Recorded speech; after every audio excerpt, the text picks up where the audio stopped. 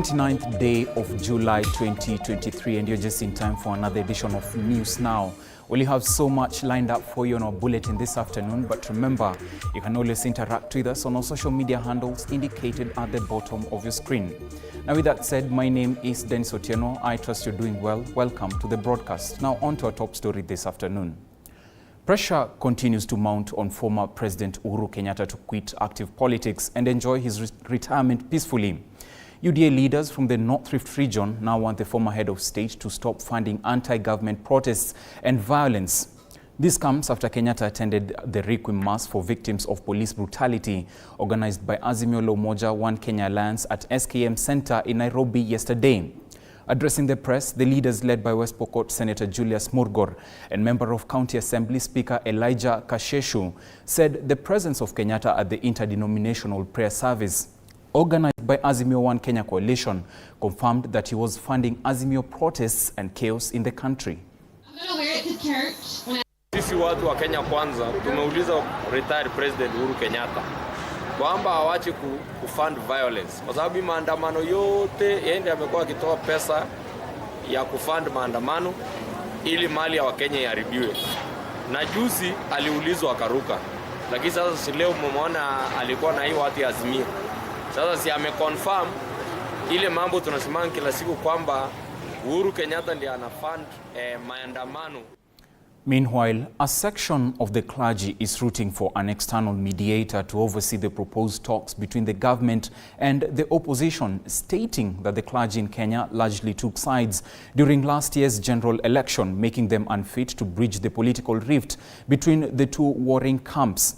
Now speaking during an annual general meeting at Bunyore Girls High School in Vihiga County, the Archbishop of the Church of God East Africa, Kenya, Dr. James Obunde, indicated that only an external mediator could oversee a fruitful dialogue process.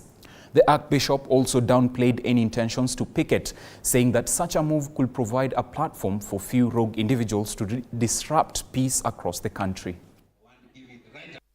At the time of election, some churches took sides, and because of taking sides, it was obvious at the bombers of Kenya who was on which side. They lost the moral authority even to advise the country. So if you are going to look for a mediator, we will look for a clergy person of repute from outside Kenya. Maybe we could look for one from South Africa and so forth, to come and do the mediation. But to pretend that us, as a clergy in Kenya, can be able to mediate the process between the opposition and the government, that might not bear a lot of fruit, because already the church was divided in their opinion with regard to the just concluded elections in 2022. And therefore, we will look outside the box. That the mediation process is important, but it could be chaired or mediated by somebody from outside. If it's a president from Tanzania or another place, and together with some clergy people of repute from outside, could come in and mediate the process so that we can jumpstart ourselves again from the mud we are already in, to begin to move this country together, because the country now is at a standstill. Meanwhile, an estimated 10,000 delegates and guests are set to attend the Devolution Conference set to be held in Uasin Gishu County, embracing 10 years of devolution in the country. The council has convened a joint meeting in preparation for the conference, which will take place from August 15th to 19th in Eldoret. Speaking during the meeting, Uasin Gishu Senator urged the business community to embrace the ample opportunity to host delegates and show off their business ideas as Eldoret awaits to become a city. By some estimates, we will be hosting close to 10,000 people. The registration is already ongoing. Over 4,000 Kenyans have already registered, but usually we see an avalanche of registration in the last days and the last weeks.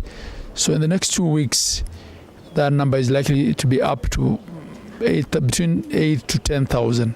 We have a golden opportunity to grow this city for business. This is an opportunity for us as a county to market this county as a serious investment destination. Being the fastest growing town now in this country and being a town that shortly will become a city. Ladies and gentlemen, as a people of this county, we cannot afford to squander this opportunity. We must optimize. So we are also encouraging business people, innovators in our youth who have innovations to make sure that they get the opportunity to display. And I would want to urge the Secretariat through the chair and the county that if we have youth in this county, women, persons with disability, and those are preservation groups, if they have innovations as a county, I think we shall have to consider the cost of those booths for exhibition so that our young people can have a golden opportunity to exhibit to the nation what we are also made of as a county. All the county governments in our country, you are welcome to Uasin Gishu County. Prime Cabinet Secretary Musalia Mudavadi has directed leaders to engage and find lasting solutions to challenges bedeviling the sugar sector in the country.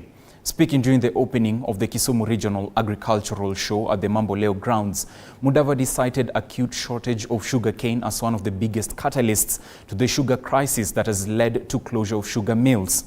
Last year, Kenya produced 802,846 metric tons against a national consumption of above 1 million metric tons.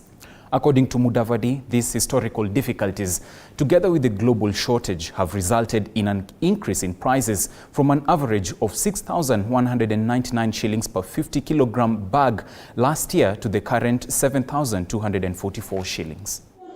The sugar industry has been very important to the country and more so the Western region in terms of income and employment.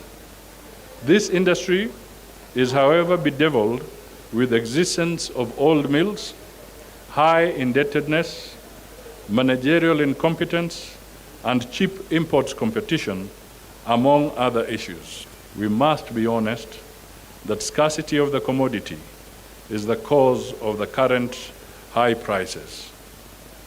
We must also be honest that there are no easy solutions to long-standing issues aggravating the sugar industry. We have a national problem that requires leaders to engage for a lasting solution to the hindrances the industry faces. There are no easy options. If one option cannot work, we must bite the bullet and take the other.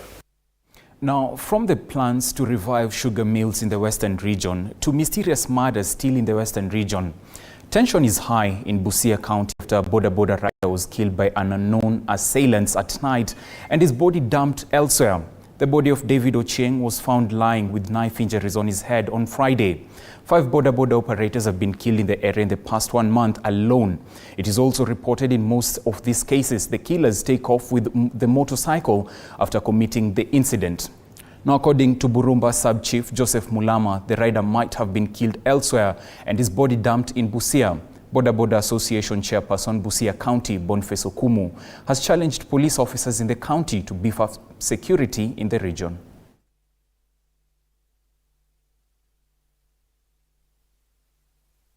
Vitu inaonyesha ni kama hata wametumia shoka kwenye kichwa chake na amewawa, amefurutwa, ametupwa.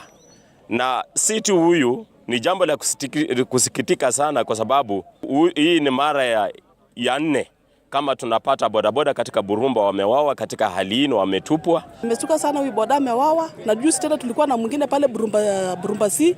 Angalia mtindo ambao umetumika katika haya mauaji ni watu wale tu. Kuna hali ya usalama ambayo inaleta hali ya tafaruku kidogo, na eneo la Burumba ni kama limeanza kutumiwa kama ni dumping site. Wanachukua kwingine alafu wanakuja kutupa huku. Hakuja kuwa na dalili za kupigwa ila kukatwa. Kichwa kimekatwa na ni kama anatumia panga ama silaha zingine butu. Kali kama haitatushughulikia, hasa chairman wa security ambao ni county commissioner wetu, we are going to take an action. We are going to do demonstration because tumepoteza bodaboda wengi sana. Haiwezekani ya kwamba kila wakati tukiandamana tukwende katika polisi tunahakikishiwa ya kwamba usalama utakuweko, na baada ya siku 2-3 inapatikana ya kwamba hawa watu wameuawa. I kindly request and I give an order that from today mwache to suspend haya maneno ya operations za usiku until hii maneno ya security ya Busia irudi normal. Such a gruesome turn of events. May the soul of the bereaved rest in eternal peace. Now moving on. Tea farmers in Embu County have welcomed a move by KTDA to increase monthly tea prices and bonus, as this will cushion them against harsh economic times. The farmers have, however, appealed to KTDA to put the highest increment in the annual bonus rather than the monthly payment, observing that the latter goes in footing labor payments for tea pluckers and other expenses. Condemning erroneous deduction of fertilizer that was effected in March 2023 towards payment of fertilizer to farmers, and which was blamed on computer error by the tea agency. The farmers demanded the new chairman who will uphold integrity and end corruption, which they alleged affect service delivery to over 600,000 small-scale farmers. Now, on 23rd of July, Enos Njero revealed that KTDA board was in the process of reviewing monthly tea payments and bonus, and from August, farmers will start enjoying high returns. Payslip tunaona imekuja na mambo mingi na mzuri. Inakuelezea kuhusu production ya shamba yako, inakuelezea kuhusu ile utapata, na inakuelezea kuhusu fertilizer yenye umekatwa, na inakuelezea kuhusu ile utapata kwa bank. Kwa hivyo inakuelezea yenye umepata na yenye itatolewa. Sasa ningeomba kwa unyenyekevu chairman, kuna watu wa kongwe wenye hawawezi elewa hii mambo ya digital kuhusu hiyo payslip. I think kuomba kwangu, naomba wale committee buying center wanaweza somesho ndio wasomeshe wale wakongwe. Mambo ya kuvuna majani mwe mkielewa, wakati sisi tunavuna majani mkifanya hii increment ya majani sasa ya kuvuna majani, na ile mwenye kuvuna hiyo majani atakunja afanye mambo mengine, aseme anataka mambo ya kuongezwa ile pesa alikuwa akivuna hapo mbeleni. Kwa hivyo ni mimi nigiuliza kama sijui ni namna gani tungifanya, tujue kama wakati tunafanywa hiyo increment ya majani sasa ya kuvuna majani ni namna gani tungifanya, tuseme hiyo mambo ya kuvuna majani inawekwa average namna gani, sababu tukisema mambo ya kuvuna majani itakunja kuwa shinda, kwa sababu kuna wengine watakunja kusema hiyo pesa yote. Wakati huu wa support Mr. Jero kama vile tulikuwa tunawa support. Sitaongea mengi sana sababu wakulima wenzangu wameongea kwa wingi. Na kama hiyo mambo yote imeongewa na wakulima wenzangu inaweza kutimia, tunaweza kuwa mahali pazuri na tupate pesa mzuri. Mimi ningetaka kusema kwa wambunge wetu, akina Joki Jero, kuna Senator Mondigi, kuna Kamau Murango, kuna akina Bwana Roko, mkienda pale kwa mbunge, mupitiza hizo sheria za Tea Act na mkimbiza zaidi. Sababu wakati mtapitiza hiyo itapea Enos Jero nafasi ya kufanya kazi kwa umaarufu. Now to embracing technology in Nyahururu. Over 50 youth in Nyahururu have benefited from a 2-month digital literacy program aimed at helping them acquire computer skills as the world shifts to the use of technology. Speaking during the graduation event, Elumu Tech founder and CEO Kelvin Kinyanjui said that the world is currently going digital, from bookings of hotels to applying for schools, and he felt the need to train the youth as early as possible to ensure they are not left behind. The graduating students applauded the course due to the skills they acquired, saying that they are now better placed to monetize their time spent surfing the internet. So far so good. The course has been good and it will be beneficial to the youths who have studied and have gone through the training so far, since we've learned something such as content creation, content writing, online jobs, which are going to enable us to get even employment and earn in the future. The schedule was not so tight. It was flexible, since we used to come at 9 and leave at around 1 p.m. Qualification will help me to obtain jobs, opportunities, because without a certificate, you can never be guaranteed, or you cannot guarantee that you have attained anything. Now, the government has launched the National Cereals and Produce Board point of collection in Sombogo, Sensi Ward, Kisii County, in a bid to support local farmers and ensure food security in the area. Philip Harsama, the Principal Secretary for State Department of Crop Development, while lauding the initiative, has urged farmers to seize the opportunity by registering for subsidized farm inputs at the county agriculture offices. Notably, over 11,600 farmers in Kisii County and 86,000 in Nyamira County have already benefited from the subsidies, highlighting the positive impact of the program. However, Harsama issued a stern warning to farmers against engaging in reselling subsidized farm commodities at lower prices, emphasizing the importance of utilizing the resources responsibly to maximize their benefits.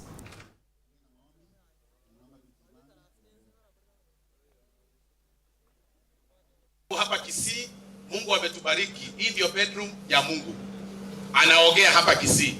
Ndio maana unaona every time sisi mvua inanyesha. Na tumeamua ya kwamba kwetu hapa hatutaki maneno ya maandamano. Sisi tunataka kuingia shambani, tupande mahindi yetu, alafu tutauza ile bei sisi tutataka. Hivyo tuko hapa siku ya leo, tumewaletea fertilizer, tumeregister nyinyi hivi majuzi. Katika Kisii tumeregister wakulima 116,000 na katika Nyamira 86,000 farmers.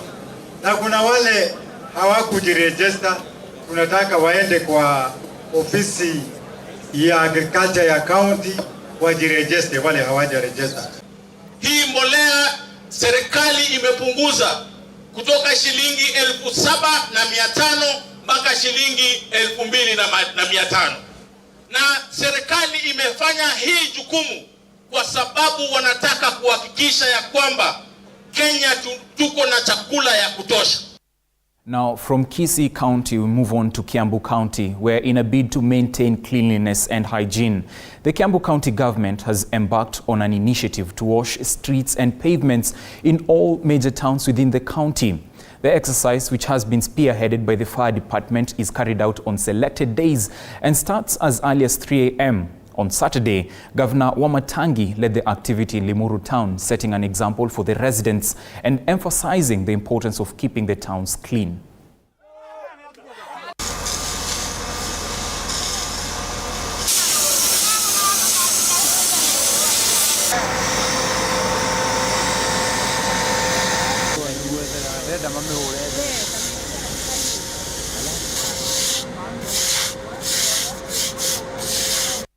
What a great move by the Kiambu County government. But still in Kiambu County, more than 2,500 squatters in Kiambu County who have been living in land hived off from the forest 27 years ago for their resettlement are appealing to President William Ruto to rescue them from cartels who are eyeing the prime property. The group under the umbrella of Committee Forest is now accusing local administrators of colluding with cartels in a bid to drive them out of the land located at Committee Anama area of Tinganga Ward. A meeting in which they were to elect new representatives on Friday was cancelled in the last minute by police and local administration officials who also arrested their chairman, Philip Makau. He was later booked at the Kiambu police station for allegedly organizing an illegal meeting, a move that drew the anger of the residents who called for his immediate release. The squatters told journalists that wealthy people have dubiously acquired large chunks of the 419 acres of forest land, which the late former President Daniel Arap Moi had in 1996 ordered it to be cleared and allocated to squatters working in local coffee plantations surrounding the communities. Akuje awachiliwe ndio tumusikize, kwa sababu tulikuwa tunataka kusikiza yeye, sababu alikuja na mambo ya hii shamba, ako na history. Akuje ndio tuone kama atatupea mawaidha mzuri ile ambayo tutafuata, ndio tukaweze kuona hii shamba tumekaa kwa njia mzuri, kwa sababu hakuwa na nia mbaya na sio yeye, sio safi. Hakuna mashamba alikuwa anapima, ni mkutano alikuwa anakuja atuelezee kuhusu vile anajua na kuhusu vile na sisi tungetaka kumwambia tumwambie. Wetu Makao alikuwa akuje atuambie leo hakuna mkutano. Na ukweli venye alikuja kutuambia hakuna mkutano, imesimamishwa kwanza tugoje kitu kidogo. Alipokuwa akitembea kwenda kwa hiyo shamba tu kuona Kenya tu alikuwa anaona juu hakuwa kwa mkutano, akiwa kwa barabara akashikwa na machifu. Alafu venye amemshika saa hiyo akaenda akamwekelea pombe na saa hiyo alisikiwa kwa shamba.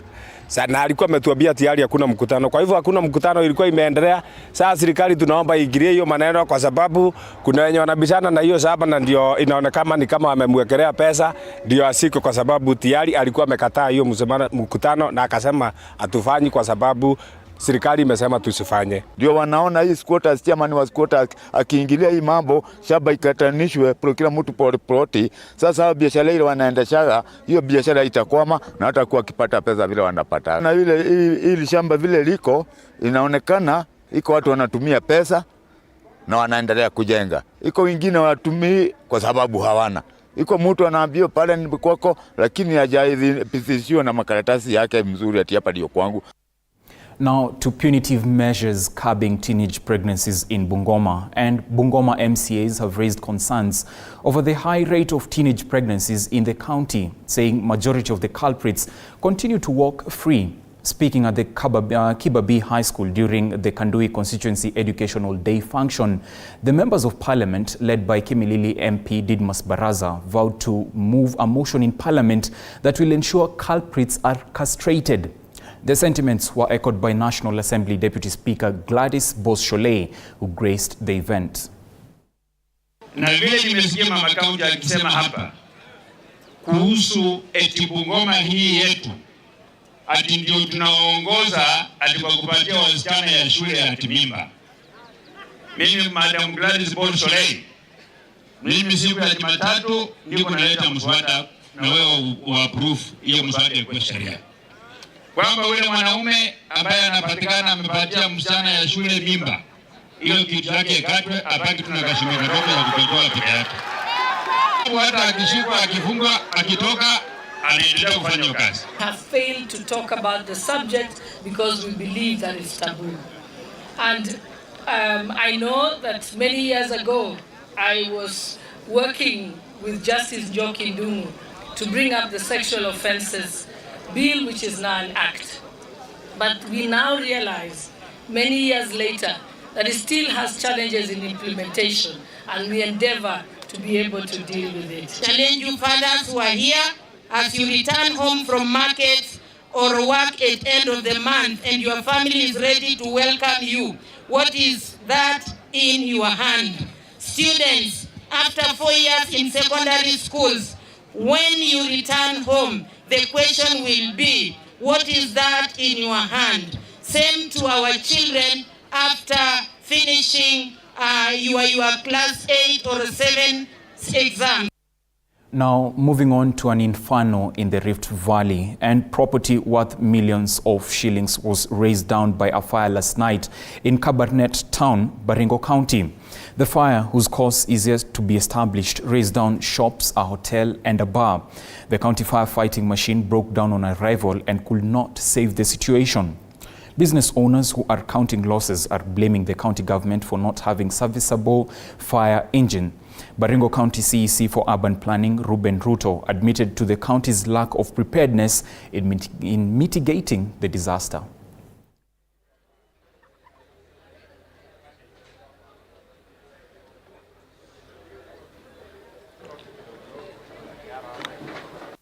Hapa chini wakati iliungua tuliona ikiungua. Ndio hii imeungua mpaka hii ingine imeungua mpaka chini. Na kila mahali. Sisi tunaomba hapa ni headquarters. Kama headquarters inaweza ungua na tuko kama headquarters inaweza ungua. Ile center iko huko. Ile center iko huko itafanyika nini? Tafadhali tufuatilie ile shauri tunapewa na Wizara ya Ujenzi. Ili tuwe na tubarabara kidogo kidogo ambaye wakati janga kama hii inatokea watu wanaweza pita kusaidia kuzima moto ama kuokoa ile vitu ambaye iko. Tunaomba sana tuweze kufuatilia utaratibu ya mambo ya ujenzi. tulipeana public notice wakati muliona mark buildings ya town, na tukasema temporary structures, shanties hizi za mabati mnaona kila mahali, inafaa tuanze kubomoa kama wakazi wa Baringo, na tuweke manyumba ya mawe ambayo itaweza kuzuia changamoto ya moto. Na hii changamoto imetuamusha.